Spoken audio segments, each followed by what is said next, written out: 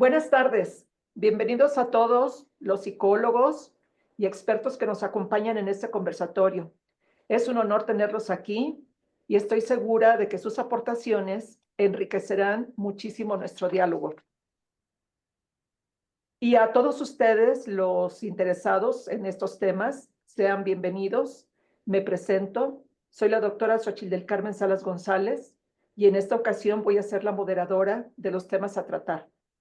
Participan con nosotros en el primer tema que se denomina Atención Psicológica de Urgencia con la licenciada Sandra Miriam Huesca Fernández. Les voy a leer parte de su abstract curricular. Ella es egresada de la Universidad Mexicana con formación docente en el área de educación especial, en los ámbitos educativo y clínico.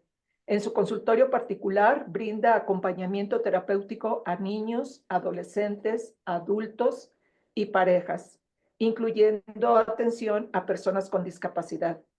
Tiene maestría en ciencias de la educación, cursos y diplomados en manejo y modificación conductual, ABC del autismo, lengua de señas mexicana, la norma oficial mexicana 035, que tiene como objetivo establecer los elementos para identificar, analizar y prevenir los factores de riesgo psicosocial, así como promover un entorno favorable en los centros de trabajo. Buenas tardes, licenciada Huesca. Le tengo algunas preguntas que quisiera que nos enriqueciera con sus conocimientos y su experticia. Claro que sí, doctora. Buenas Primero, tardes. me gustaría que nos dijera, ¿qué son los primeros auxilios psicológicos? Bueno, los primeros auxilios psicológicos lo vamos a poder también encontrar con siglas como el PAP. Es una intervención que, como bien lo dice, es una intervención corta e inmediata después de una emergencia que busca aplicar para ayudar a las personas que han pasado sobre alguna situación traumática o de un estrés agudo. Buscamos brindar el alivio momentáneo en donde el sujeto se sienta seguridad, donde se sienta tranquilo. Vamos a suponer que vivió un accidente automovilístico muy fuerte, en donde incluso puede estar todavía en el vehículo sin poder sacarlo. Entonces ahí es donde nosotros tenemos que hacer una intervención.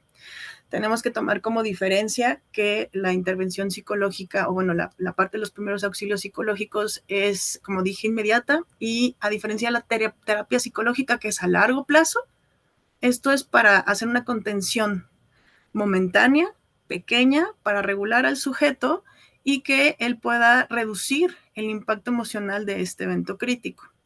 En esta parte de los primeros auxilios psicológicos tenemos que tomar en consideración unas características.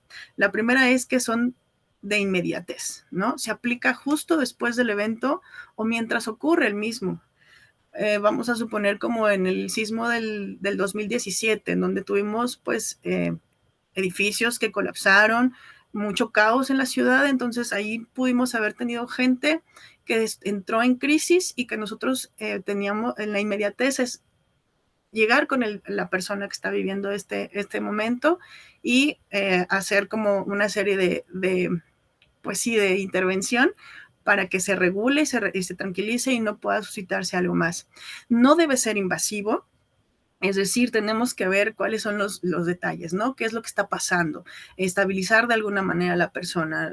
Yo no puedo llegar y tocar a la persona y decirle, tranquilízate, ¿estás bien? No. Tengo que, a ver, me presento, hola, soy Sandra Huesca en mi caso, te voy a ayudar, todo está bien, cómo te sientes, que nos diga un poco su nombre, pero te puedo tocar, ¿no? Si nos dice que sí, bueno, entonces tratar de hacer contacto físico. Si no, pues solamente a esa distancia, respetando su espacio personal. Son universales, esto quiere decir que no importa a quién le suceda, podemos ponerlo en cualquier contexto. Sí, puede ser una catástrofe, puede ser un accidente, puede ser algún hecho delictivo. Entonces, puede ser en cualquier contexto y no importa la edad. Tampoco tenemos un rango de edad que digamos, solamente podemos trabajarlo con personas adultas. Esto puede ser desde menores, ¿no? En primeras infancias hasta personas adultas mayores. Son prácticos porque enfocan en dar un apoyo en concreto con pasos muy sencillos que cualquier persona no necesita una formación como psicólogo, puede dar sin tener algo más allá, ¿no? O sea, no necesitamos tener una licenciatura en psicología y entonces conocer y tener herramientas y técnicas que ya sean más profundas. O sea, esto está diseñado para que cualquier persona pueda brindar este tipo de primeros auxilios. Perfecto. Es como la contención, ¿no? Una Es persona que pueda correcto, contener a es la correcto. persona que lo está padeciendo. Segunda pregunta, doctora. ¿Cómo detectar a un paciente que necesita primeros auxilios psicológicos? Porque no todas las personas, yo creo que no todas van a estar gritando, van a estar en crisis, van a estar llorando, etcétera, etcétera. Entonces, ¿cómo los podemos detectar si en verdad están necesitando esos primeros auxilios psicológicos? Claro, bueno, de primera instancia, pues saber que han sufrido algún evento traumático o estresante, ¿sí? La persona lo acaba de vivir y presenciar. Incluso vamos a suponer que yo estaba en la calle, ¿no? Muy a gusto caminando y en la acera de enfrente balearon a alguien y lo mataron. Entonces la persona puede presentar situaciones emocionales y conductuales, no sé, que se bloqueó, que se quedó en shock, desorientado, que pueda gritar, que pueda llorar, ¿sí? Que se pueda quedar estático. En O sea, shock. no hay movimiento, se queda como, ¿qué onda? Corro, me quedo, voy, vengo, ¿no? No responde a los estímulos y llegamos y, oye, ¿qué pasó? Y estás bien y no te pasó nada a ti porque estabas viendo de frente el asunto, pero no responde a estos estímulos. Sí, su comportamiento puede ser errático, incluso con personas que luego podamos ver que no son indigentes, que se ven que es una persona que algo le sucedió porque viene golpeado, porque viene como sucio, pero no de que esté de la calle y que no que ande sin rumbo, que diga cosas sin sentido. Entonces, esas son las cuestiones conductuales, emocionales que si vemos en una persona y que adicionado vemos que se bajó de un carro, que se acaba de accidentar y camina desorientado y como que no ubica, es una persona candidata. Si tiene algún tipo de podemos estar incluso en una clase y de repente hay alguien que empieza con sudoraciones, temblores, se pone pálido de la nada, ¿sí? O que empieza con una respiración irregular, que pueda decirte, sabes que me siento muy mareado, tengo ganas de vomitar. Entonces, esos son sujetos que puedan ser candidatos a que intervengamos en una situación en crisis, ¿no? O que de repente están es que tengo una presentación o un examen y entonces no puedo, soy incapaz, y entonces empieza con todas estas conductas, también ahí podemos hacer una intervención. Perfecto. ¿Y cuáles serían las técnicas más efectivas para brindar atención en crisis? ¿Hay alguna técnica específica que usted pueda decir, la Sí, hay puedo varias utilizar para técnicas. todos? ¿O cada paciente es en particular la técnica que necesite como tal? Sí, en realidad aquí, como lo dije, es universal, ¿no? Al ser universal, las técnicas también no son como en una situación en particular. Sí, solamente la parte de llegar y no ser invasivos, ¿no? Siempre preguntar y tener como ese protocolo de presentarte. De hecho, esto los paramédicos lo tienen mucho, ¿no? De, hola, soy fulano de tal, soy paramédico, ¿cómo te llamas? Acabas de tener un accidente automovilístico, mira, te vamos a sacar, porque es darle el contexto al sujeto real de lo que está sucediendo, porque eso de alguna manera lo regula. Entonces, lo primero que tenemos que hacer es que el sujeto tenga contacto visual y físico, ¿sí? Establecer esa parte nos ayuda a reducir otra vez el impacto de lo que pueda suceder. No voy a llegar y voy a decir, ¿cómo estás? ¿Qué te pasa? Háblame. No, mi tono tiene que ser regulado, tranquilo. Eh, si nos permite el contacto físico, entonces te toco el hombro, a lo mejor te doy un apretón de manos, te digo que estoy aquí, quién soy, lo que pasó, y te doy ese acompañamiento, esa contención emocional de manera inmediata. Esa sería como la primerita y la que más debemos prestar atención. Después hay un método que se llama método Lazo. Es una técnica que está por 5 fases. La L, que es escucha activa, ¿no? Entonces nosotros vamos a poder escuchar a la persona para saber qué necesita y que nos diga qué es lo que está sintiendo. Vamos a suponer que es una persona que fue agredida sexualmente. Entonces yo llego y Y me acerco y lo que hace la persona es, no me toques, no te me acerques porque está temerosa, porque acaba de ser violentada. Entonces no me va a permitir el contacto. Entonces, te escucho, ¿qué necesitas? Me presento, obviamente ya me presenté. Soy Sandra, te vengo a ayudar. ¿Qué necesitas? ¿Qué sientes? No, estoy asustada, ok, está bien, no te preocupes, te duele otra cosa, estás herido. Hacer como, si no somos paramédicos o médicos, pero sí por lo menos saber que no hay alguna otra lesión que comprometa la vida de la persona. Entonces, escucha activa para poder saber qué es lo que le está pasando. La otra es la A de aceptación y es validar sus emociones sin juzgar. Es decir, me acaban de violentar y entonces me siento apenada, me siento con miedo, me siento transgredida, obviamente. Entonces me va a dar como vergüenza decirte es que me acaban de violentar. Por eso te digo, no pasa nada, está bien. Lo que te haya sucedido, no pasa nada. Te escucho y que te diga, pues me pasó, está bien, no te preocupes, te voy a ayudar, te acompaño. Entonces no de, pues sí, claro, ¿no? Lo que luego sí sucede, pues te pasó porque fíjate, porque andabas en la noche, porque venías pasada de copas o pasado de copas, per se. Entonces, siempre validar las emociones sin juzgar. La S de soporte, que consiste en ofrecer palabras de aliento y apoyo. Todo va a estar bien, te voy a acompañar, mira, vamos a salir de esta. Puede ser complicada la situación, pero te voy a ir acompañando, ¿no? Entonces, la persona se empieza como también a regular porque ya no está sola. La siguiente sería de sugerencias, que se basa en proponer acciones que la persona pueda llevar a cabo para mejorar su bienestar, para tranquilizarse. Entonces, a lo mejor, si veo que está en una crisis de ansiedad, entonces regular su respiración y tratar de acompañarlo, a ver que vamos a hacerlo juntos y vamos a respirar y venme a los ojos y respiramos, contenemos, sacamos. Entonces, es un acompañamiento que vamos dando. Entonces, la persona ya se siente, ya tiene un accionar que la va a regular. La O es de orientación. Recordemos que los primeros auxilios no son para que, ya, me siento bien, listo. No, esto es momentáneo y en algún momento tienes que acercarte con un especialista. Entonces, yo te voy a dar esta contención inicial, pero después te sugiero que tengas que ir a un especialista, con un psicólogo, a una terapia. Hay quienes sí, ya se les recomienda un acompañamiento psiquiátrico. Eso va a depender de las valoraciones que también se le realicen al sujeto. Pero esto es para que sea un tratamiento a largo plazo y no tengamos consecuencias más adelante. Entonces, esta es una de las técnicas.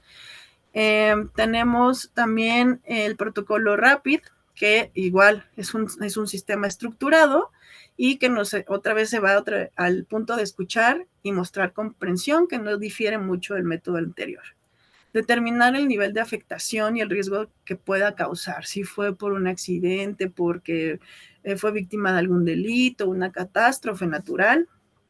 Hay que hacer la valoración y qué tanto, porque como bien dijo hace rato, ¿no?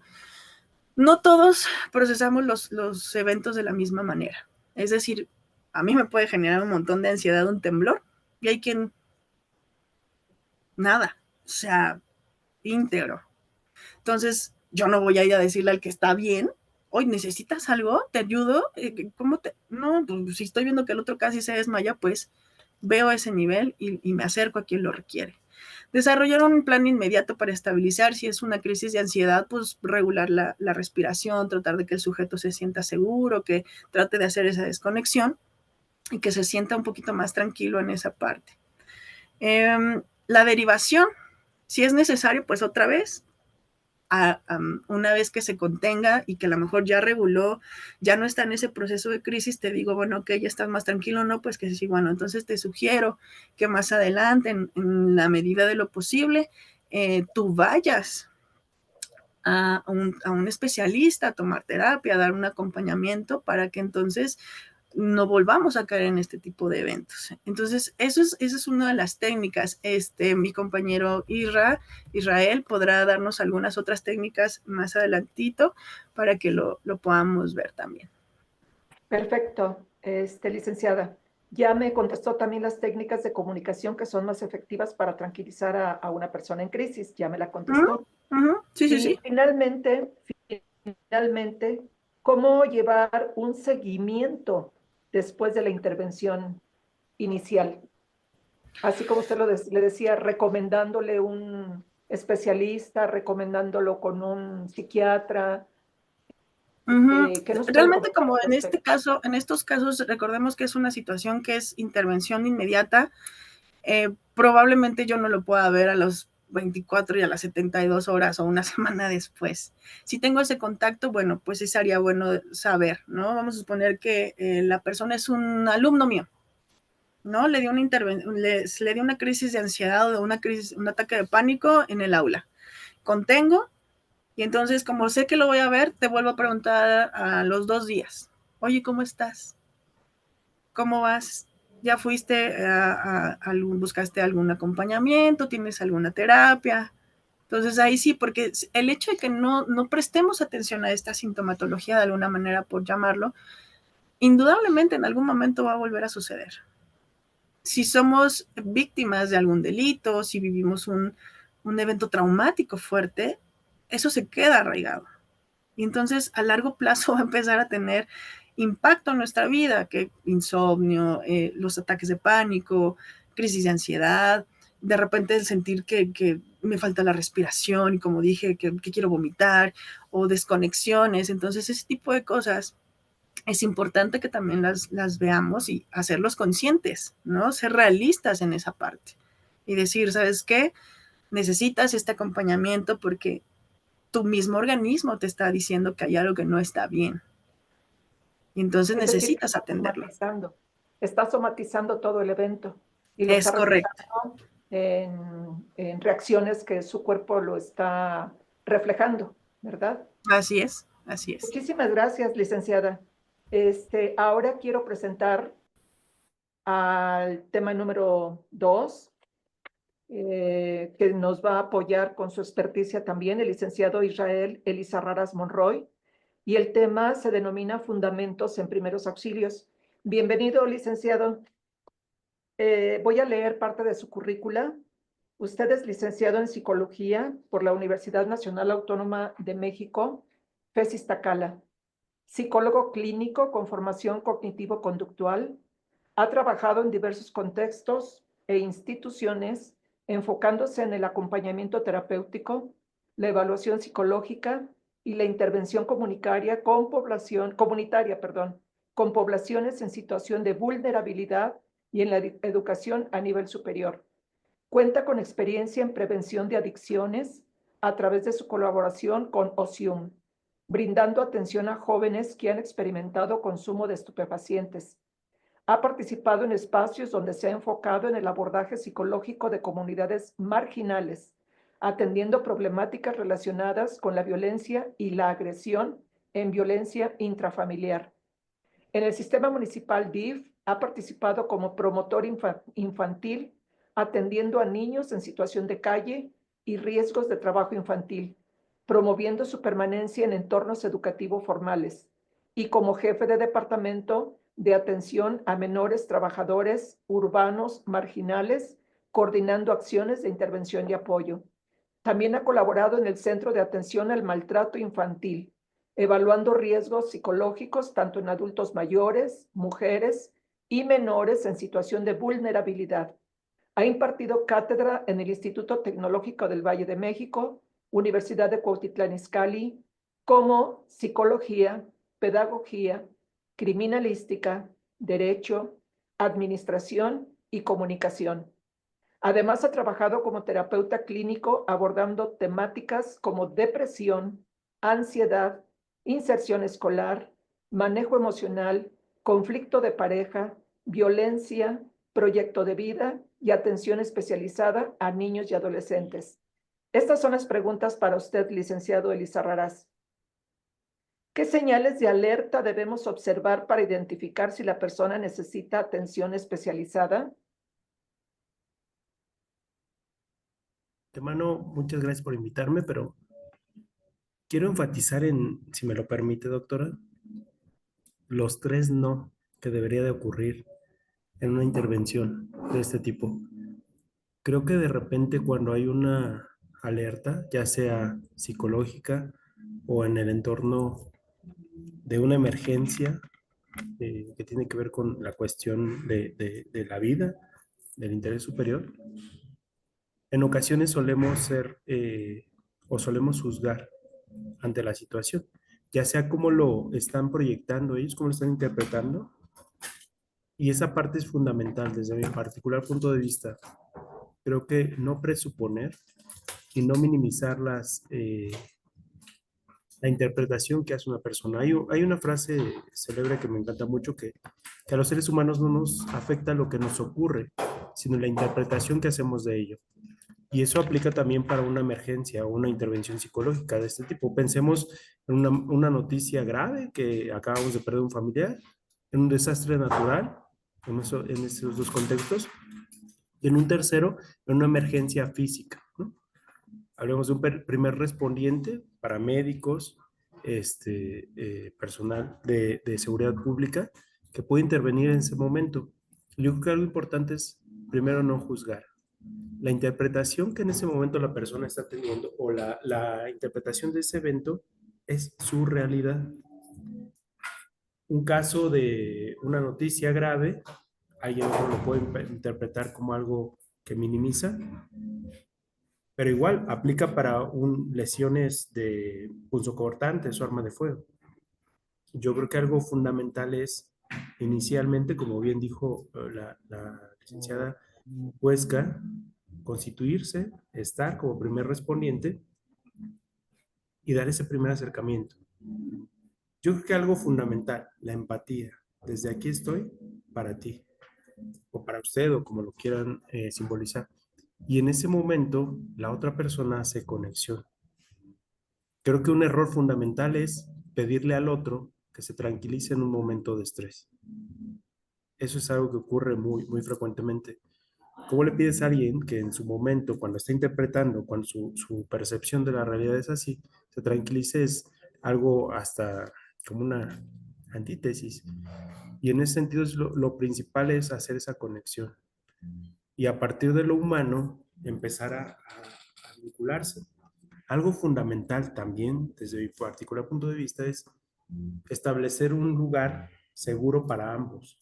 Porque el primer respondiente o la persona que está brindando estos primeros auxilios psicológicos tiene que asegurarse que el otro está seguro, pero también él, ¿no? Pensemos en una cuestión de psicosis, pensemos en una ideación suicida, alguien que está al borde de, no sé, el sistema de transporte colectivo metro, y estamos dándole ese acompañamiento. Sí, te voy a acompañar, pero hagamos algo. Demos 3 pasos atrás y charlemos. Algo importante también desde mi particular punto de vista es no hacer promesas que no podemos cumplir. Decía hace un rato, cálmate no es la mejor solución. Pensemos en algo, en el enojo, ¿no? Trate de pensar todos los presentes en esta videoconferencia cuando estamos enojados por algo que nos genere enojo, ¿no? Y cuando eso ocurre y alguien más nos dice, cálmate, relájate, ¿cómo lo interpretamos, no? En el enojo. Cuando es una situación de estrés o de crisis, no le podemos decir a alguien, relájate, cálmate, ¿no? Podemos decirle, creo yo, estoy aquí para ti. Y lo principal, dando un paso más atrás, es ver cómo me siento yo, monitorearse, ¿no? Puedo ser experto en X área, pero si no estoy en un momento de tranquilidad, de paz, no le puedo transmitir al otro esa tranquilidad, esa templanza, ¿no? Más vale referir, delegar, ¿no? Otra parte importante desde mi particular punto de vista es empezar a señalar si hay primeros respondientes, qué actividades van a hacer, pero con acciones específicas, ¿no? Y no presuponer, porque solemos presuponer. Pensemos, ¿les parece si todos pensamos, por ejemplo, en alguien que se acaba de lesionar, tiene una fractura expuesta, que hay parte de su hueso expuesto, obviamente? Ese primer respondiente que llega manifiesta que lo que necesita esa persona es confort. Algo que nos puede funcionar mucho, incluso en esos actos fatídicos, puede ser que reconecte con el aquí y el ahora. Es decir, el dolor, ¿dónde está? Localízalo en tu cuerpo. Y en ese sentido podemos empezar a localizar el dolor y centrarlos en el aquí y el ahora, que nos permite hacer esa conexión, ¿no? Un paso más atrás es preguntarle cómo le gusta que le llamen, ¿no? Y la proxemia, qué tan cómodo o cómoda te sientes que me acerque hacia ti, ¿no?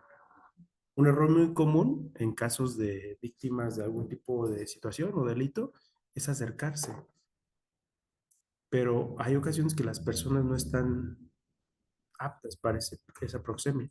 Y entonces es importante preguntar, ¿no? ¿Te sientes cómodo si me acerco a esta distancia? ¿No? ¿Te sientes cómoda o cómodo si me acerco aquí? ¿Necesitas un poco de confort? A lo mejor tienes esta, volviendo a la fractura expuesta, ¿te gustaría reposar tu cabeza en algo, no? Y empezar a delegar y a dirigir, ¿no? Creo que esa parte puede ser fundamental para ese primer respondiente. Un paso más atrás es ver para quiénes los primeros auxilios psicológicos, ¿no? Es muy similar a los primeros auxilios físicos, médicos, ¿no? Yo diría que para todos, ¿no?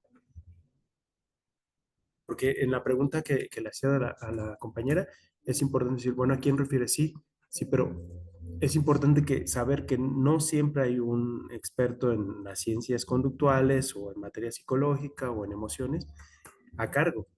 Es importante generar esta cultura de prevención, de decir, todos podemos ser parte de esa ancla o de ese momento para estar con el otro, ¿no?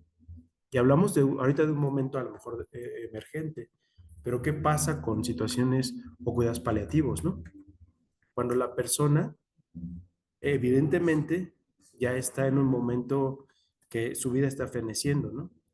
Desde mi particular punto de vista, incluso hasta esperar los servicios de emergencia es importante ese acompañamiento. De hecho, hay estudios interesantes que revelan que cuando atiendes o cuando estás con el otro desde lo humano, puedes atenuar algunos síntomas, algunas situaciones. Obviamente, si hay implicado algún tema de sangrado y todo ello, obviamente no basta. Sería negligente decir que basta con la respiración, ¿no?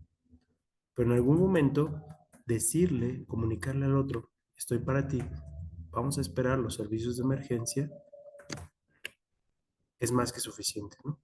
Para comunicarle al otro, estoy aquí para ti y me voy a quedar hasta que el servicio de emergencia o las personas que saben de ese tema de tu dolor físico van a estar para ti, ¿no? No sé si respondí un poquito, doctora, perdón.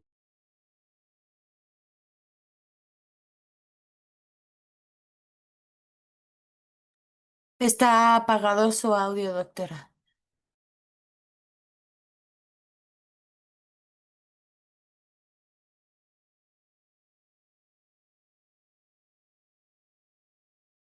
Perdón, eso me lleva a hacerle una pregunta en relación a su respuesta magnífica sobre los primeros respondientes, que generalmente nosotros en criminalística, en el área forense, en el área penal, les llamamos primeros respondientes a los policías, que son los que tienen que llegar primero al lugar de los hechos, ¿verdad? Para protegerlo, asegurarlo, que nada se pierda, que nada se mueva, que nada se altere, etcétera, etcétera.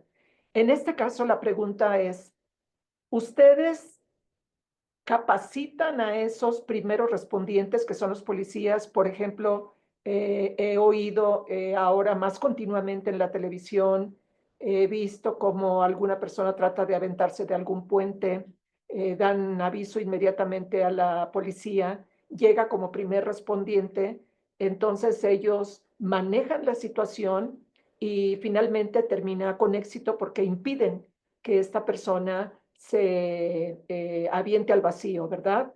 Entonces, ellos reciben apoyos, no apoyos, reciben la educación, la preparación precisamente para tener la palabra precisa de contención, como usted dice, si no quieres, no me acerco. ¿Están realmente preparados o se la avientan así? Se arriesgan con ese riesgo de que ellos también sean arrastrados al vacío. Entonces, no sé si usted tenga conocimiento de cursos que les den a ellos, alguna preparación especial precisamente para este tipo de personas que están en crisis emocional. Muy bien, doctora. Yo creo que podría decir que en lo general no, pero en lo particular sí. Creo que cuando los primeros respondientes como personal de seguridad pública, paramédicos, criminalistas, bueno, es como son los que llegan en otro momento, suelen tener algunos cursos, pero no es algo en lo que se invierta mucho en tiempo, en educación, etcétera. Creo que sí podría ser fundamental, porque lo podemos comparar como lo siguiente.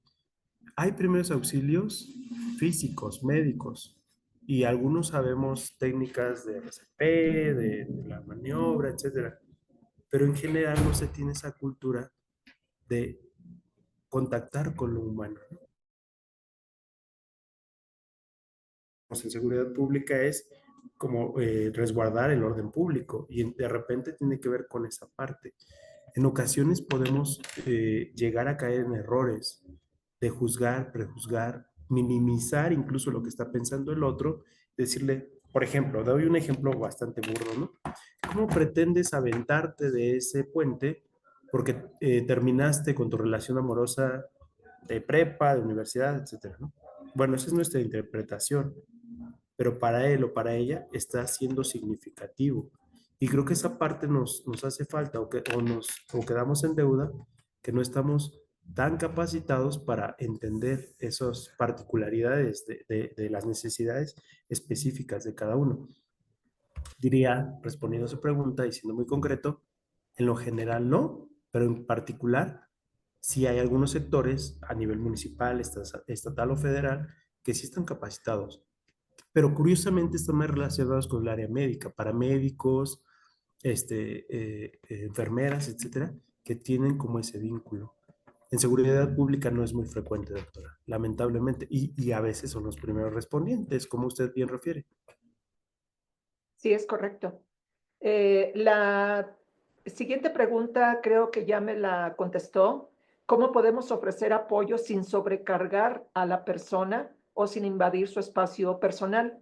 Ya me estaba usted diciendo, igual que la licenciada Huesca, que tomar un espacio prudente, preguntarle si nos podemos acercar, después si nos lo podemos tocar, no sé, en un momento dado hasta darle un abrazo, un apretón de manos, decirle estoy aquí contigo, cuentas conmigo, etcétera, etcétera, ¿verdad? Entonces, creo que esa pregunta ya está respondida. La siguiente, licenciado, ¿qué recursos o herramientas adicionales recomienda para dar un buen apego psicológico de urgencia? Yo creo, volviendo al origen, doctora, creo que de entrada si uno le transmite al otro tranquilidad, templanza, puede, y a veces toca liderar y toca estar al frente de una situación. Pero bueno, también podemos ver algunas técnicas conductuales, que bueno, es como mi rama, que pueden ser útiles, ¿no? Creo que algo que funciona mucho es contactarlos de entrada, como en un primer momento, con el aquí y el ahora. Y tiene que ver con la realidad. Hazte consciente de entrada con tu respiración, ¿no? O incluso el 5, 4, 3, 2, 1, y se los comparto así súper rápido a todos los que están presentes. Céntrense en 5 objetos que puedan describir, incluso en un momento de crisis, ¿no? Pues una ventana, un florero, el bote de basura, etcétera. 4, 4 sensaciones que puedan sentir, texturas, ¿no? Y ya nos empezamos a vincular con el aquí y el ahora, ¿no? 3, 3 aromas que puedo percibir, ¿no? 2, a lo mejor 2 sonidos que puedo escuchar, compartir, etcétera. 1, a lo mejor un sabor, algo, ¿no? Y cuando estamos en el aquí y el ahora, nos centramos, por ejemplo, en el caso de los primeros respondientes en heridas de algún tipo, en el dolor específico, ¿no? Y le comparto lo siguiente. Ya vienen los servicios de emergencia, tienes una herida punzocortante, está contenida, pero esto va a ser atendido, ¿no?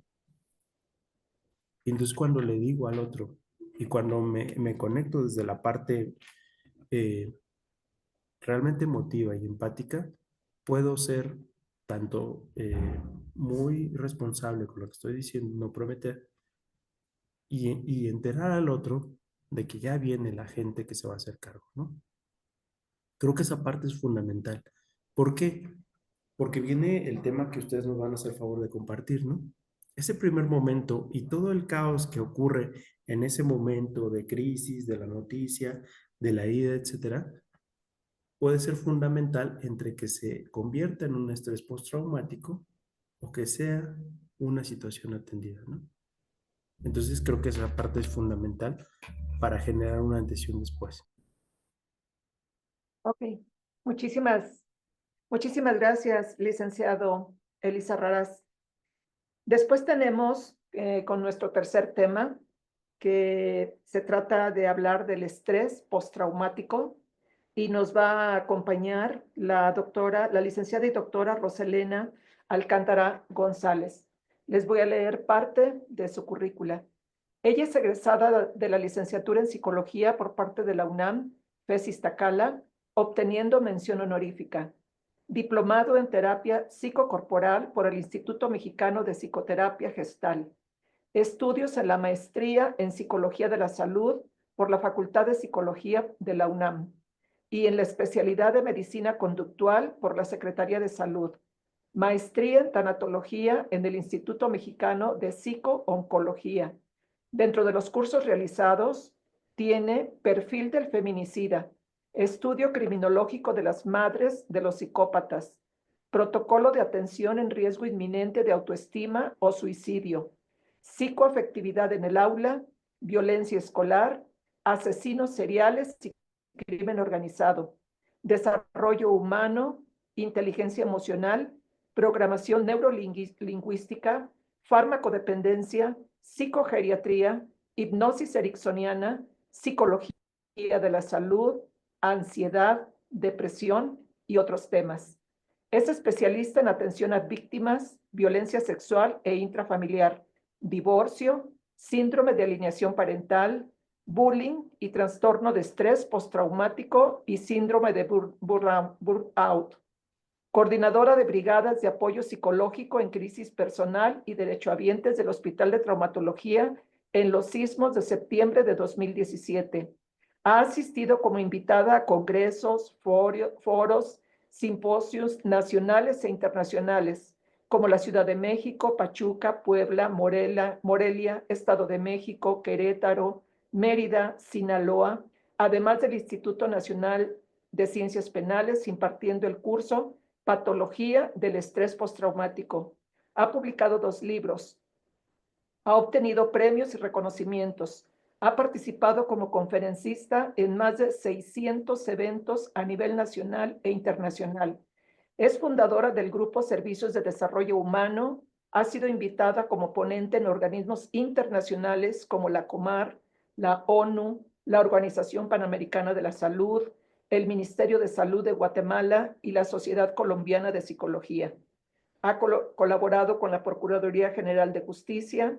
Es responsable académica del diplomado Victimología Asistencial e Intervención Psicológica y Jurídica en el Proceso de Divorcio. Desde el 2003 es coordinadora académica del curso Estrategias de Intervención para Estrés Postraumático, originado por situaciones violentas en el Distrito Federal, Puebla, Morelia, entre otros.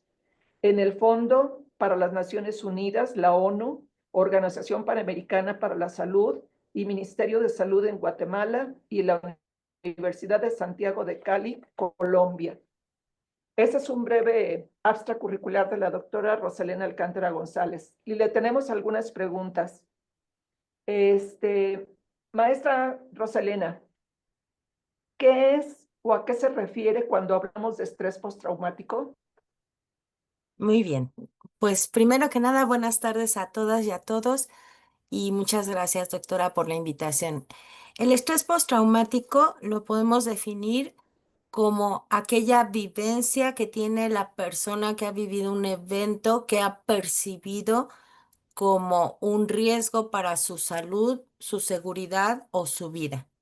Y es un desajuste que queda, porque queda este evento fuera de lo que puede manejar. Y este estrés postraumático puede ser agudo, es decir, inmediato posterior al evento traumático y durante cierto tiempo, según unos autores hasta un mes, según otros autores hasta 3 meses, y puede ir más allá, convertirse en algo crónico, y si se hace crónico, entre más tardemos en atenderlo, pues puede prevalecer durante más meses, años e incluso el resto de la vida del individuo. Muy bien. ¿Cuáles son las señales más comunes de este trastorno Ok, postraumático? son muy diversas. De hecho, se dice que el trastorno por estrés postraumático es la puerta de entrada para otros desajustes y otros trastornos que van a afectar de forma muy severa el funcionamiento del individuo. Básicamente vamos a considerar que hay alteraciones a nivel conductual, o sea, a lo mejor una persona muy introvertida se convierte en extrovertida, igual al revés, puede haber sido muy extrovertida y se cierra, ¿ok? Y lo vemos desde los niños más pequeños hasta las personas adultas.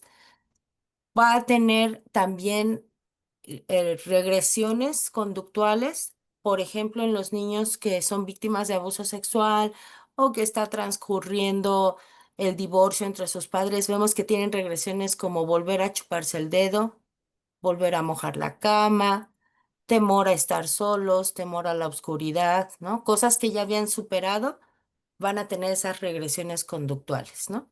A nivel afectivo pueden tener tristeza, enojo, miedo y decíamos, el estrés postraumático puede ser la puerta de entrada para otros trastornos, entonces ese miedo puede exacerbarse y llevarnos a una fobia que no se tenía antes, ¿ok? Y tal vez una de las cosas más disruptivas, desagradables, desestructurantes, graves que ocurren por el trastorno por estrés postraumático es que ocurre un fenómeno a nivel neurológico. Como el evento fue percibido como un riesgo para la salud, la seguridad o la vida del individuo, el cerebro va a hacer una grabación literal de todo lo que había en el entorno durante el evento traumático y lo va a conservar en la memoria para mantener alerta al individuo y ponerse a salvo en caso de que vuelva a ocurrir, ¿no?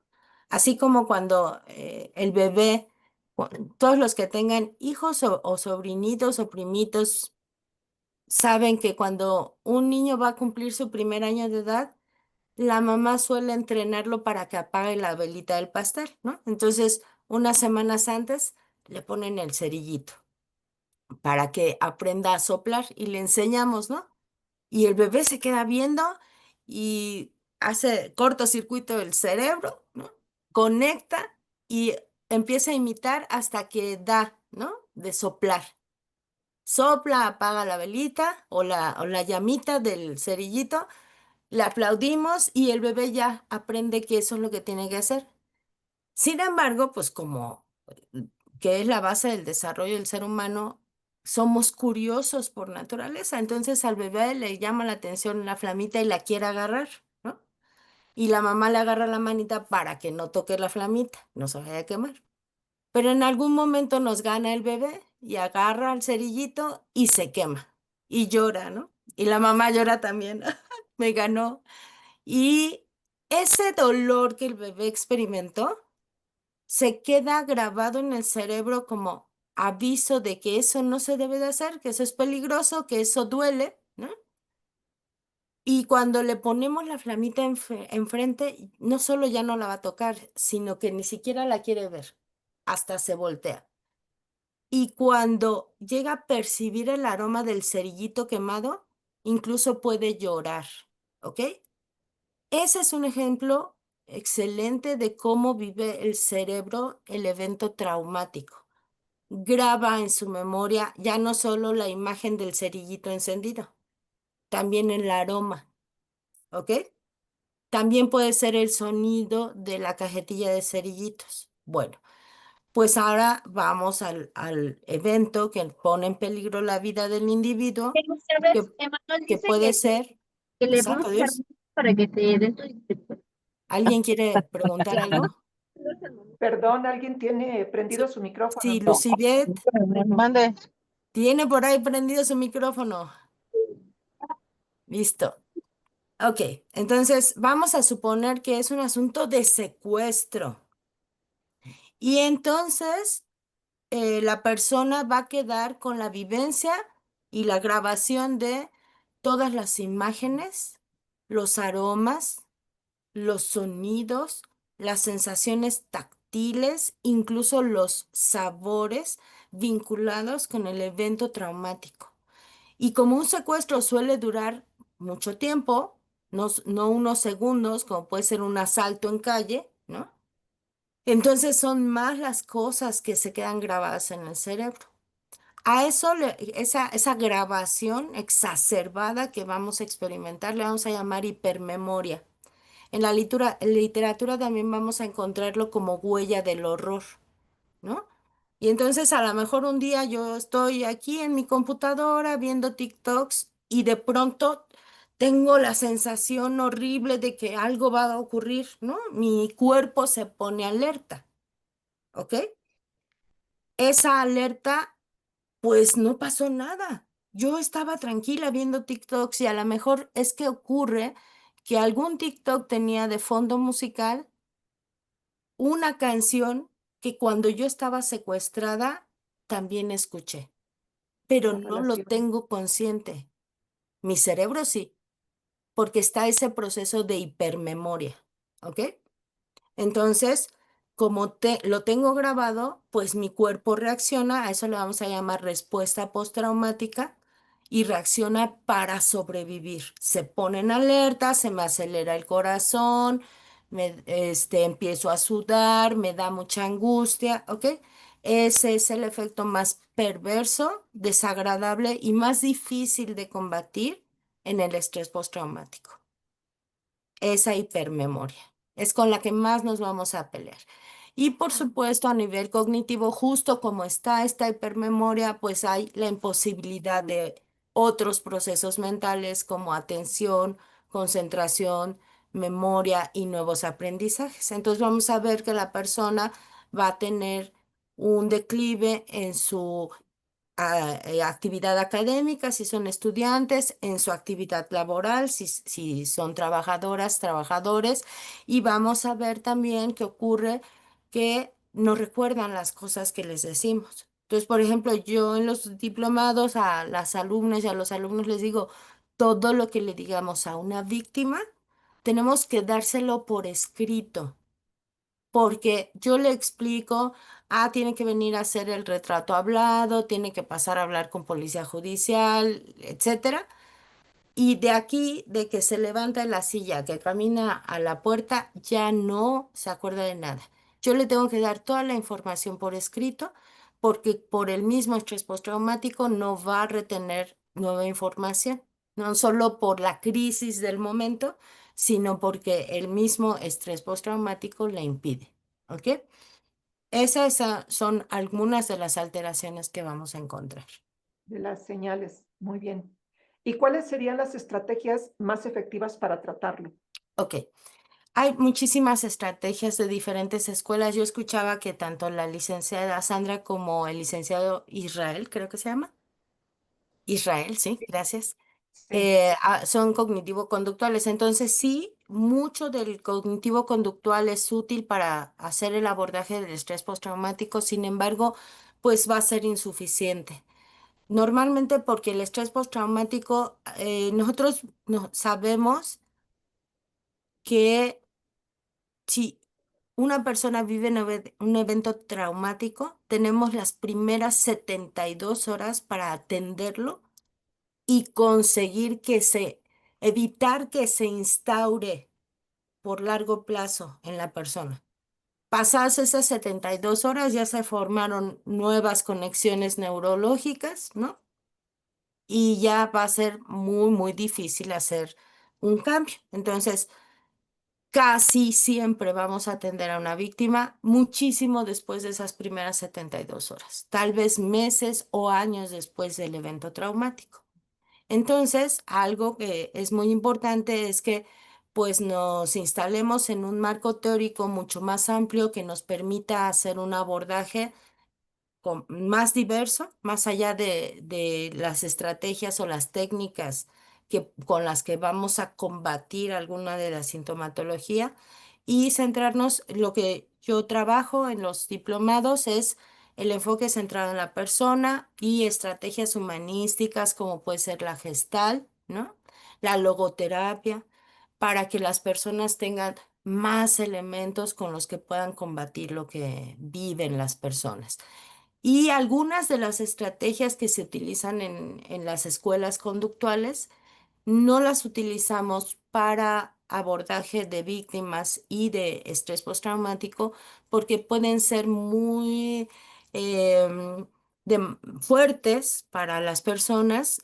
Nos resulta contraproducente porque además vamos evidentemente por el mismo estrés postraumático, hay personas que no van a aguantar acudir a terapia porque piensan que es solo hablar de lo que pasó, ¿no? Entonces vamos a ver que, por ejemplo, mujeres maltratadas tienen muy buena adherencia al proceso terapéutico, ¿ok?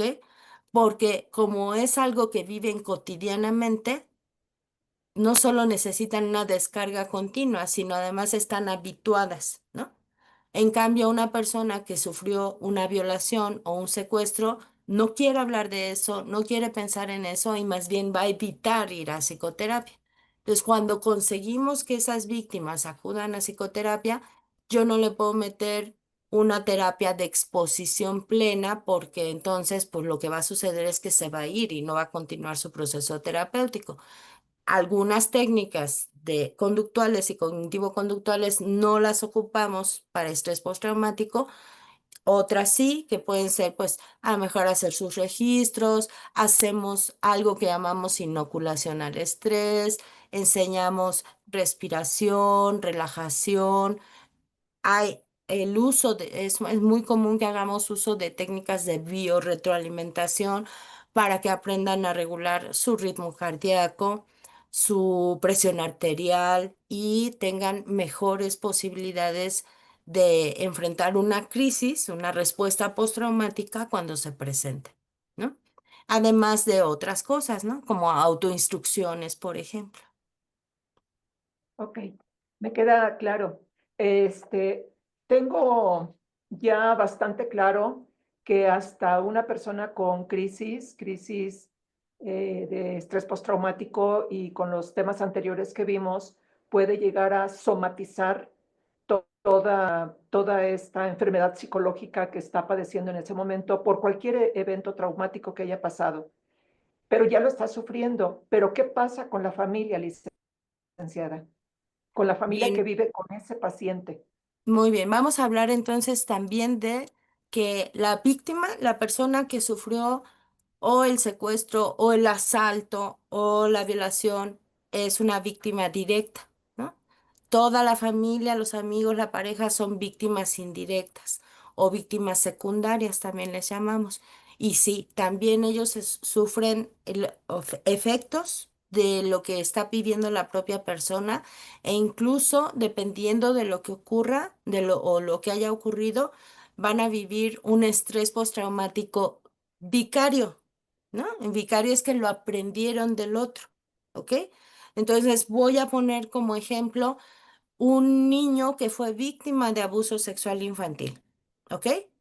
La mamá pues no lo vio, no lo vivió, ella no es víctima directa, es víctima secundaria y muy a menudo vemos la aparición del estrés postraumático primero en la mamá y después ya en el niño, ¿no? Porque el niño no le da la importancia que le da la mamá, no le da la connotación que le damos los adultos y la mamá es la que empieza con pesadillas, como no vio ni vivió lo que el niño pasó, entonces se hace la película en su mente, es decir, va a tener, sí, efectivamente, secuelas muy importantes. Puede tener depresión, por supuesto, unos sentimientos de culpa tremendos y pueden llegar a desarrollar lo que llamamos el síndrome del sobreviviente, ¿no? O sea, a mi hijo le pasó, o a mi amiga, o a mi novia, o a alguien más, y yo no pude hacer nada para evitarlo, ¿no? Ok, muy bien. Todas las personas que viven un trastorno, un evento traumático, ¿desarrollan el trastorno de estrés postraumático? No. Aquí entra en juego la famosa resiliencia, ¿no? Hay personas que son muy resilientes, que tienen pues muchas habilidades, que tienen buen apoyo social, familiar, ¿no? Que están bien cobijadas por la familia, que antes del evento traían buena autoestima, buenas herramientas y entonces no lo van a desarrollar. Y otras sí. No necesariamente porque carezcan de esto. Hay factores que se han estudiado y hay muchísimos estudios acerca de quiénes sí desarrollan estrés postraumático y quiénes no, habiendo vivido todos el mismo evento. Ejemplo, terremoto del 85, que fue 100 veces superior a la gravedad del 17, ¿no? No todas las personas desarrollaron estrés postraumático, ¿ok? Entonces, en estos estudios que se han hecho de personas sometidas al mismo evento traumático, ¿por qué unas sí lo desarrollan el estrés postraumático y otras no? En todos los estudios se ha demostrado tres factores que son determinantes. Primero, una historia psiquiátrica personal previa. A lo mejor yo ya venía con una depresión o con alguna ansiedad y viene el estrés postraumático, se dispara. Viene el evento traumático y el estrés postraumático va a aparecer, y se dispara y dispara lo que yo ya traía. El segundo elemento que puede ser determinante para desarrollar estrés postraumático ante cualquier evento traumático es haber sufrido alguna forma de abuso en la infancia. Abuso físico, abuso emocional o abuso sexual, porque pues traigo ya mi hándicap, ¿no? Del pasado. Y tener una historia psiquiátrica familiar. A lo mejor mi mamá era depresiva, a lo mejor mi papá era alcohólico, a lo mejor por ahí tengo un pariente que tenga esquizofrenia y entonces sí va a ser un factor determinante para desarrollar estrés postraumático. Y tenemos los otros factores que se han demostrado unos en unos estudios, otros en los otros estudios que también van a influir. El primero y el más importante es como la gravedad del evento. No es lo mismo que yo haya vivido una nalgada en el metro a que haya vivido una violación, ¿ok? Ya sabemos que no hay violencias chiquitas y violencias grandotas, pero sí son eventos pues totalmente disparados, ¿no? No es tan grave uno como el otro y entonces, pues sí, a mayor gravedad del evento, mayor probabilidad de desarrollo del estrés postraumático. En un nivel educativo bajo, básicamente porque tengo menos información con la cual defenderme, incluso a nivel intelectual. Luego, ser joven. Entre más joven es más probable que yo desarrolle estrés postraumático. Y aquí, hombres o mujeres, mujeres desarrollan más el estrés postraumático que los hombres. Ser parte de una minoría étnica también va a influir, básicamente porque se carecen de los apoyos sociales para poder enfrentar las consecuencias que trae un evento traumático. Ser parte de una clase socioeconómica baja, perdónenme, porque obviamente pues voy a tener menos recursos económicos para enfrentar las consecuencias del evento traumático, a tener factores adversos en la infancia, ya no el haber vivido abuso, sino a lo mejor orfandad, enfermedades graves, estar en situación de pobreza extrema, esos elementos. También haber vivido un trauma previo. A lo mejor yo hace un año sufrí un asalto en calle y con pistola y todo, me espanté muchísimo. Luego, hace 6 meses, me robaron mi carro, me bajaron del carro, se lo llevaron y también me espanté. Y ahora, hace una semana, un secuestro express, ¿no? Para vaciarme tarjetas.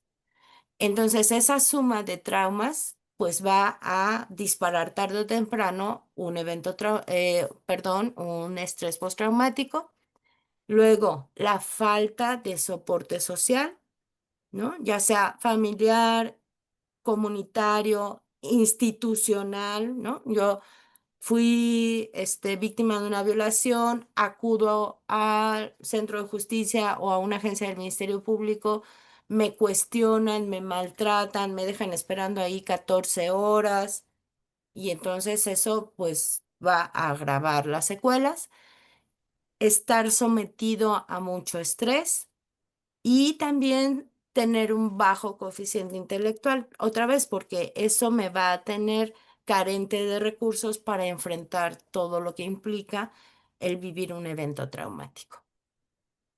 Eso me lleva a preguntarle, maestra Rosalena, la revictimización por parte de las fiscalías, en vez de apoyar a la víctima, la hacen recordar nuevamente todo sin darle esa contención. Casi se asemeja a la pregunta del primer respondiente que le hacía al licenciado Elizarraz. ¿Existe psicólogos preparados para tratar esas víctimas? Estaba pensando, por ejemplo, en la trata de personas que las llegan a rescatar en las redadas o que llegan a escapar, que con todo lo que han sufrido pueden ser hasta corridas, despreciadas por la sociedad que las rodea, por su propia familia, ¿verdad? Porque ya no son dignas de estar en su casa. Entonces se quedan con ese estrés postraumático, pueden llegar a pensar en el suicidio, por ejemplo, pero como usted lo comenta, llegar a la fiscalía, mandamos a una persona que se está quejando de que lo están acosando, que están atentando contra su hijo o su hija. Bueno, ve a la fiscalía, denuncia, habla al 089, donde Policía Cibernética te puede ayudar, habla al 911, por ejemplo, etcétera, etcétera. Se le da todos los caminos para que pueda hacer algo, pero viene esa revictimización por parte de las fiscalías y ahí es donde la persona dice, ya no regreso. Sí. Entonces se queda con su trauma, con su depresión, con sus ganas de suicidarse, con terminar con todo. ¿Qué me puede decir sobre eso? Sí, vamos a encontrar de todo. Una realidad es que cuando voy a ir en particular al tema de abuso sexual infantil, cuando un niño ha sido víctima de este delito, siempre evaluamos con sumo cuidado si se va a hacer la denuncia o no. Siempre tendría que hacerse la denuncia. Sin embargo, a veces podría salir peor para el niño a nivel psíquico, pasar por todo el proceso traumático de hacer la denuncia, pasar por la revisión médica, bla, bla, bla, bla, bla, que lo que realmente ocurrió, ¿no? A lo mejor lo tocó encima de la ropa o se exhibió desnudo frente al niño y va a ser peor todo el proceso jurídico para el niño, ¿no? Precisamente porque no tenemos personal capacitado. Hay, hay psicólogas y psicólogas capacitados en las instituciones, sí, y no garantiza nada, ¿no? Yo inicié en la Procuraduría en 1990 oh, por Dios, he olvidado qué año, 94, ¿ok? El siglo pasado, literal. Y pues tuvimos una capacitación previa antes de asumir los cargos que nos tocaban. En estos cursos de capacitación y sensibilización para la atención de violencia sexual e intrafamiliar, había abogados y abogadas, bueno, abogadas básicamente porque era para la creación de las agencias especializadas en aquel tiempo, las famosas AMPEBIS, ¿no? En el Estado de México. Entonces, habíamos abogados y abogadas, psicólogas, trabajadoras sociales y policía judicial, lo que en aquel tiempo era policía judicial, ¿no? Esa era la capacitación obligatoria para todos que íbamos a ocupar esos puestos. Y recuerdo así perfecto la primera agencia del Ministerio Público donde tuve la fortuna de estar, la secretaria del MP. Estos cursos se daban y estas agencias especializadas se crearon para evitar que dijeran en las agencias del Ministerio Público, que era lo que sucedía en aquel tiempo y ahora también, pero bueno. ¿Qué pasa la violada a declarar? Entonces, para evitar esa victimización secundaria que ocurría en las instituciones, se crearon las AMPEBIS. Y recuerdo perfecto, teníamos 2 meses trabajando en la agencia recién inaugurada en Cuautitlán Izcalli, que la secretario del Ministerio Público sale a la salita de espera. A ver, la señora que va a meter a su marido al bote, que pase. Santo Dios, ¿no? Increíble. Y entonces está capacitada. Tomamos nuestro curso de sensibilización y hacen eso, ¿no? Entonces yo siempre hago referencia a un estudio que se hizo aquí en México, en IMSS. A la gente se le preguntó qué prefería, un médico que supiera muchísimo, que fuera experto en el tema y que no se interesara en ellos, o uno que supiera poquito, pero que tuviera un interés genuino en el paciente. Y el 78% de la gente dijo que tengan un interés genuino, aunque sepa menos, ¿no? Claro. Porque muy a menudo no es tanto la capacitación como la intención real, ¿no?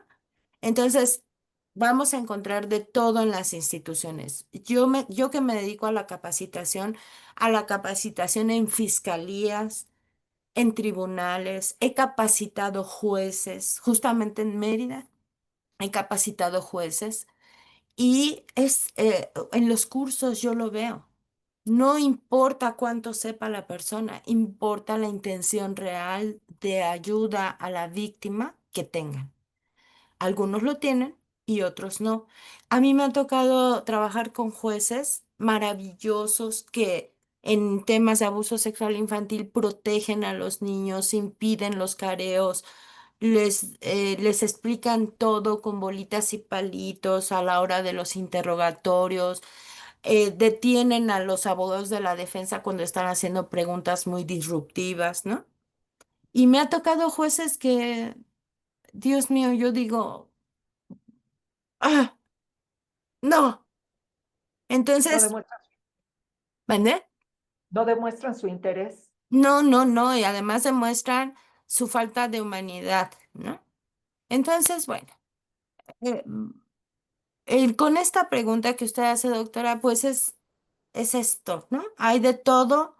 Hay gente que no tiene nada de capacitación, pero tiene las mejores intenciones y hace un estupendo trabajo. El diplomado de victimología asistencial, justo ese es el objetivo, crear personal suficientemente capacitado y sensible a las necesidades de las víctimas. Para eso es el diplomado de victimología asistencial.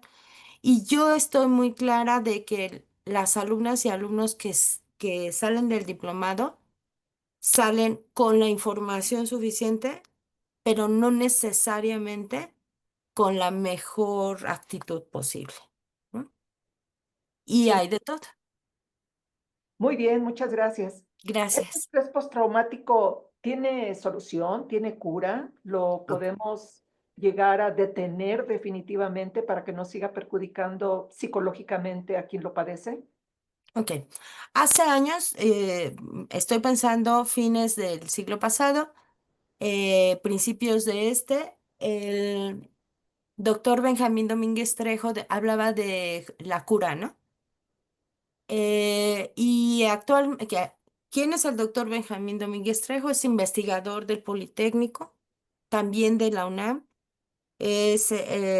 Yo creo que el día de hoy sigue siendo la máxima autoridad en temas de estrés postraumático a nivel internacional, ¿ok?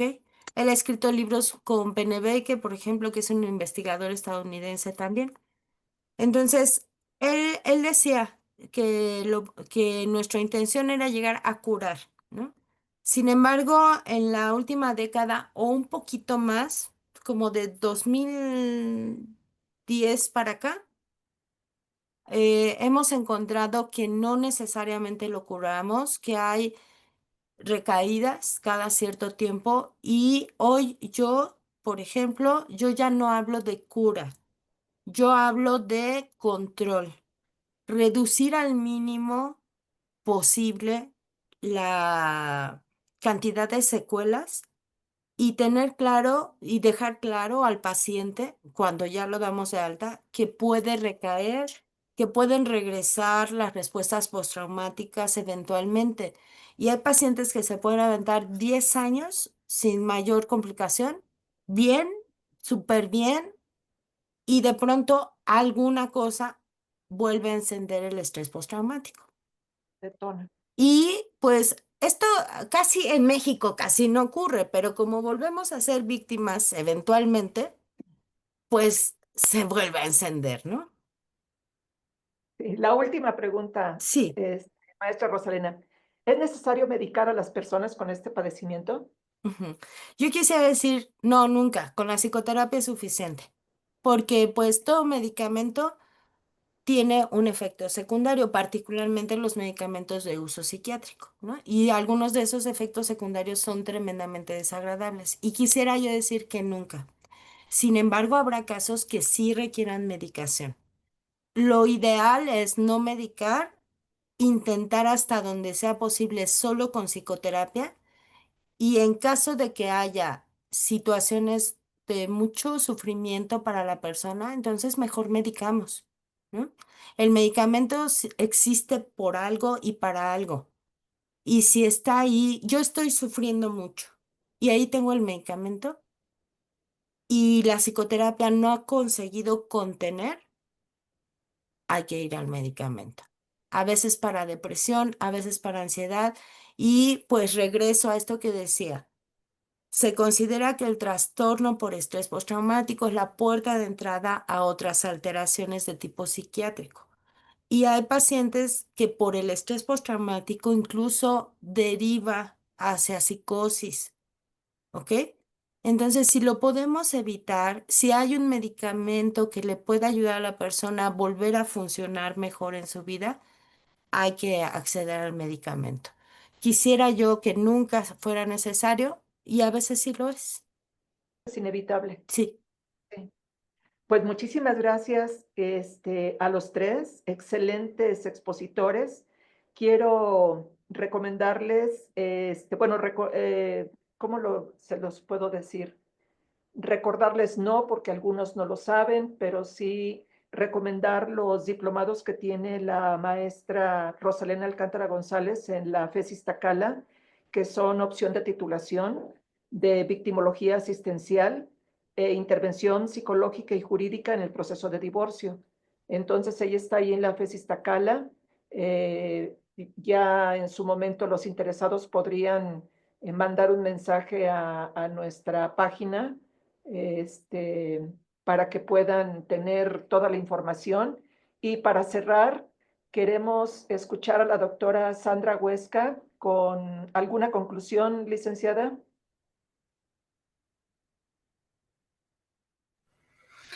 Pues sí, nada más poder cerrar con la parte de esperamos que esta pequeña plática, información que les otorgamos sobre los primeros auxilios psicológicos, lo que tendremos que hacer como primeras personas al estar ante alguna o algún otro sujeto que esté viviendo una situación en crisis, pueda ser más tener una contención y poder acompañarlos y apoyarlos en estos procesos que son complejos, son complicados, y como nos compartió la doctora, que a largo plazo tienen implicaciones un poco más complejas, ¿no? En la psique del sujeto. Entonces, que esto es información que está a la mano de todos. No necesitamos ser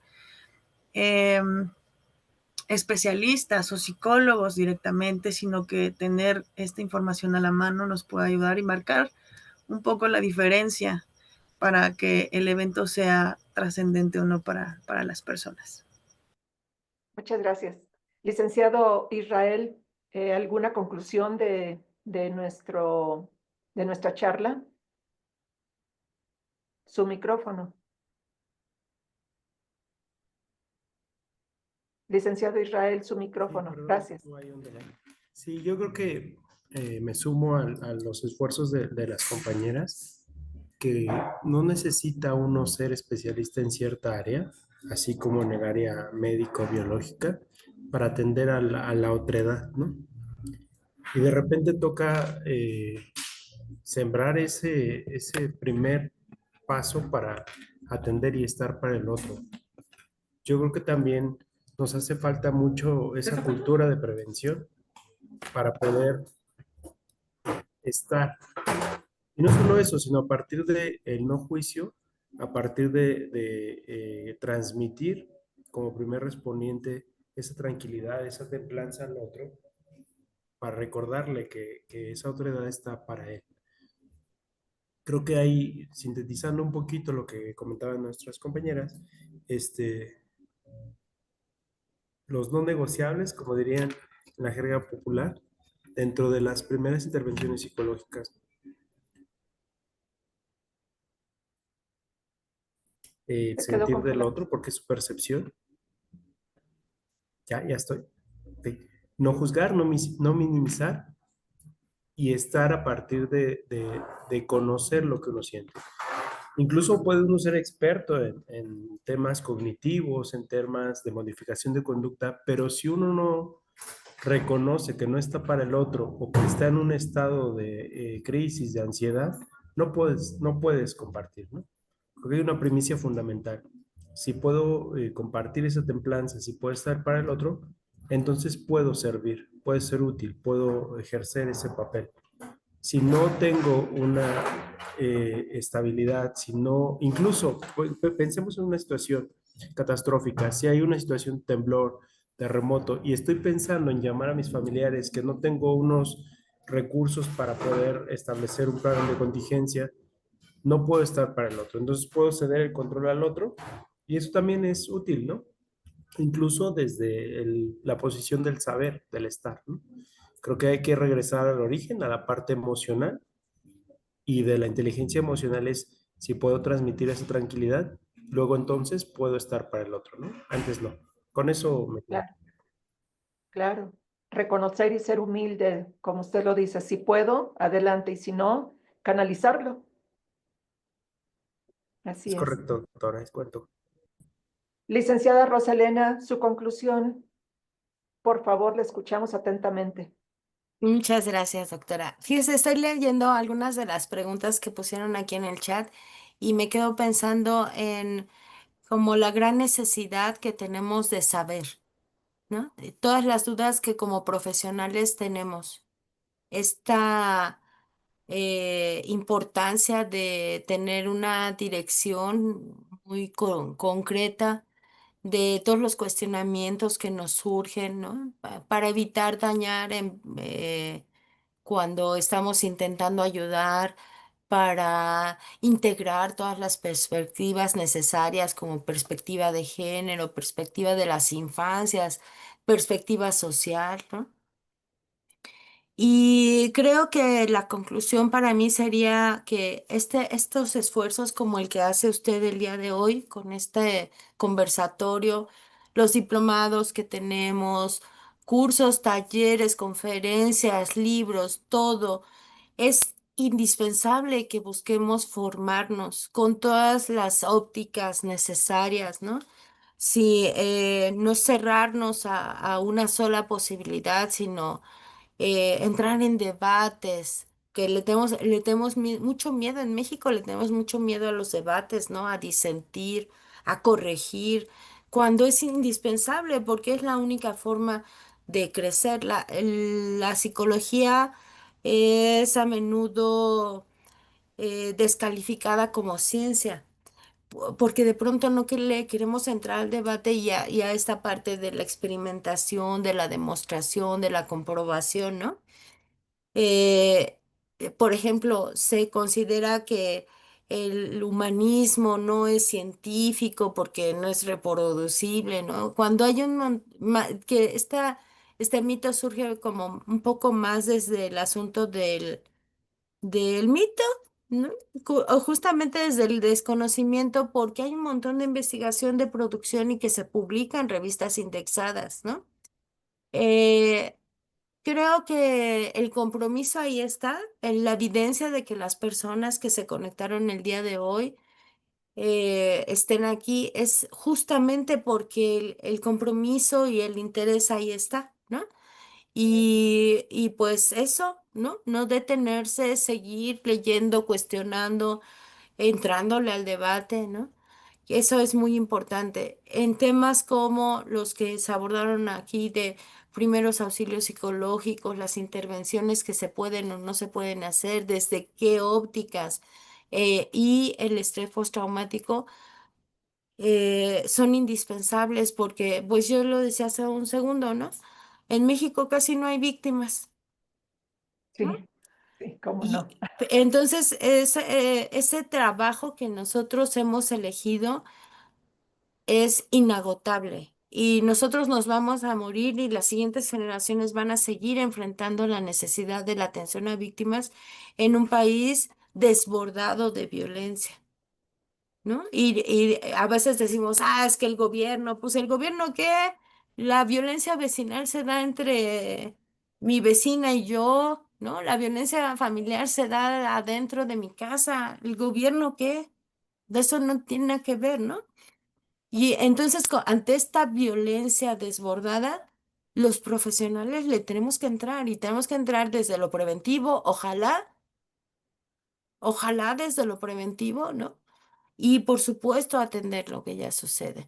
Y que nos comprometamos a seguir estudiando, cuestionándonos, buscando más, generando nuevas estrategias, nuevas tecnologías, nuevas metodologías de intervención, es indispensable. Y yo celebro que tengamos estos ejercicios entre académicos y sociales justo para poder acercarnos un poquito más a la tremenda necesidad social que tenemos. Muchas gracias. Pues Gracias. déjenme comentarles que tenemos 30 nuevas preguntas. La doctora Yasset nos va a hacer favor de leer algunas por el tiempo. Adelante, Yasset.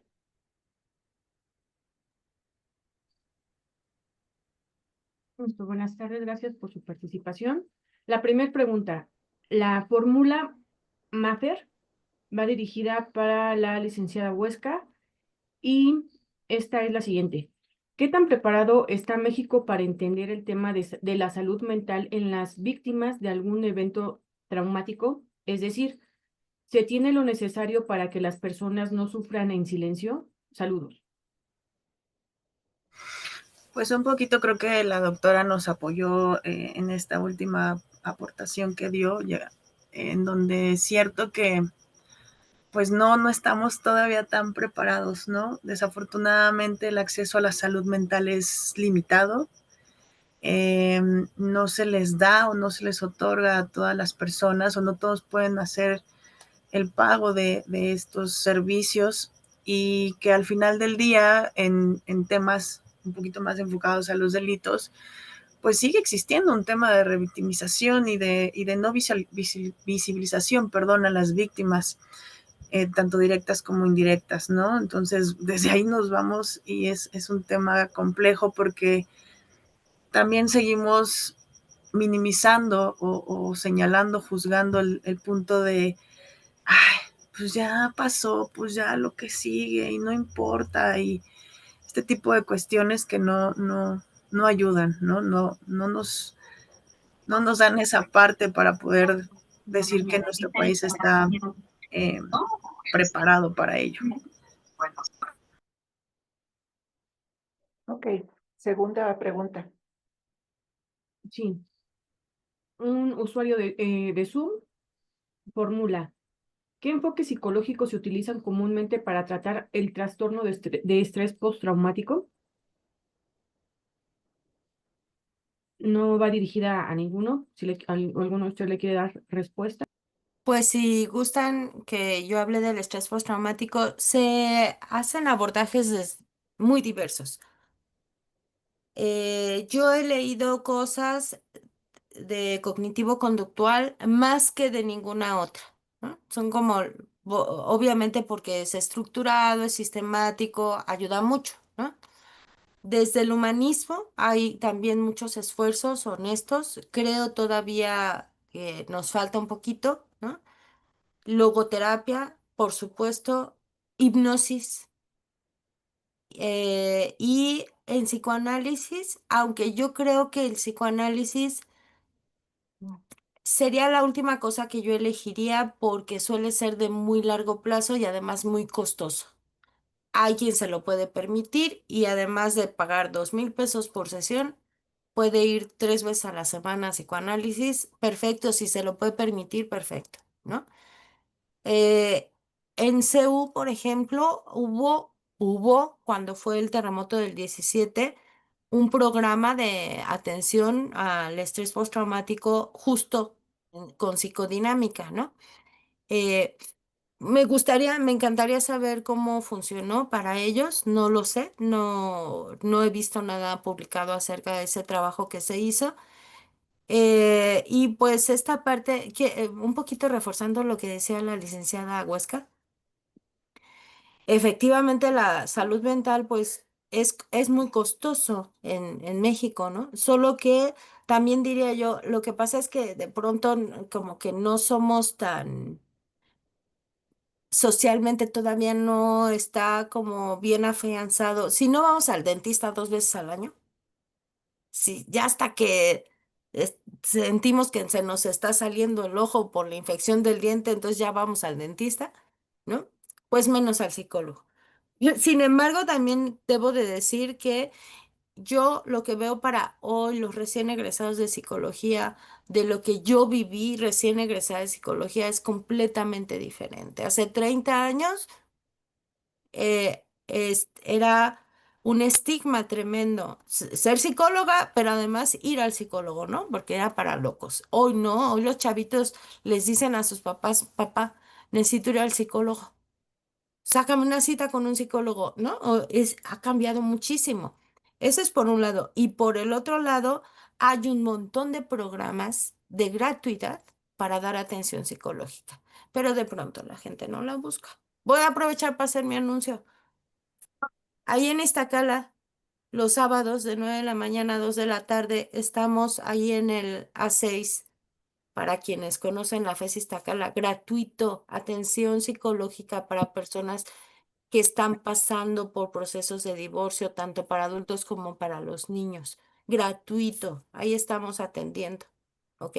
Entonces, sí, sí, efectivamente, hay muchísimas estrategias con las cuales abordar estrés postraumático, pues hay que intentar, ¿no? Con quien sea. Otra vez, por lo importante es que haya una intención real de compromiso de mí con mis pacientes y lo que ganemos será bueno. Me refiero de avances, ¿no? Claro, el paciente también se tiene que comprometer. Claro. Otra última pregunta, doctora Yasset, por el tiempo. Sí. Para el licenciado Israel, desde el punto de vista de usted como profesional, ¿cómo afecta la revictimización a víctimas de delitos graves como sexuales o más federales ante la sociedad y las mismas autoridades que las hacen atravesar tanta burocracia, como asistiendo a entrevistas más de 3 veces, grabarla, cuestionarla, etcétera? Gracias y saludos. Nos manda Mafer. Excelente pregunta. Creo que la revictimización es algo que no tenemos que erradicar, porque implica justo eso. Si hablamos de que un evento traumático tiene que ver con el evento en sí, con la vivencia física, psicológica, la revictimización implica de alguna manera revivirlo. El cerebro es así, ¿no? No interpreta si es real, si está construido. Y cuando hacemos eso, sometemos a las víctimas o a los receptores justo a ese otro evento. La revictimización implica, creo que un lastre en el tema desde los primeros respondientes, desde el sistema de impartición de justicia, que es necesario acabar con ello. Incluso hay protocolos establecidos para atención a víctimas de delito, etcétera, que hablan justo de eso. El revictimizar al otro no es del otro, es hacerse cargo de yo desde mi papel, desde mi función como Ministerio Público, como primer respondiente, como criminalista, como paramédico, qué tanto puedo estar para ti. Y de ahí la importancia de estos primeros auxilios psicológicos, de saber hasta dónde puedo yo y necesito en otro momento derivar, canalizar y justamente no revictimizar. Es necesario, es justo y es, creo yo, desde mi punto de vista, algo que ya se tiene que hacer, ¿no? Bueno. Es muy necesario. Bueno, por el tiempo, todavía tenemos 33 nuevos mensajes, pero por respetar el tiempo de los ponentes y de todos los participantes, les prometemos que vamos a hacer un compendio de todas las preguntas, a quienes van dirigidas, y se las vamos a mandar a cada uno de los ponentes, si tienen a bien, y junto con el correo electrónico de la persona que les está haciendo la pregunta directa, y si ustedes nos hacen el favor de contestárselas para que no se queden en el aire y se vea, pues, lógicamente resuelta su duda. Les agradezco muchísimo. Somos la Oficina de Investigación e Identidad Humana. Les recuerdo que vamos a seguir haciendo conversatorios muy interesantes. Este conversatorio que tuvimos hoy da para mucho más. Es un tema apasionante porque quienes de nosotros o nuestra familia, vecinos, hijos, etcétera, etcétera, hemos padecido cualquier tipo de un trauma que nos ha causado depresión, que nos ha causado insomnio, y debemos de tener las herramientas para poder hacer esa contención, y ojalá que podamos a futuro retomar este tema, ampliarlo un poquito más y contar con ustedes nuevamente. Muchísimas gracias por su participación. Muchísimas gracias. Que Dios los bendiga y seguimos en contacto. Hasta pronto. Muchas gracias. Buenas noches. Muchas gracias, doctora. Un abrazo muy fuerte. Gracias. Igualmente, igualmente. Buenas para noches a todas y a todos.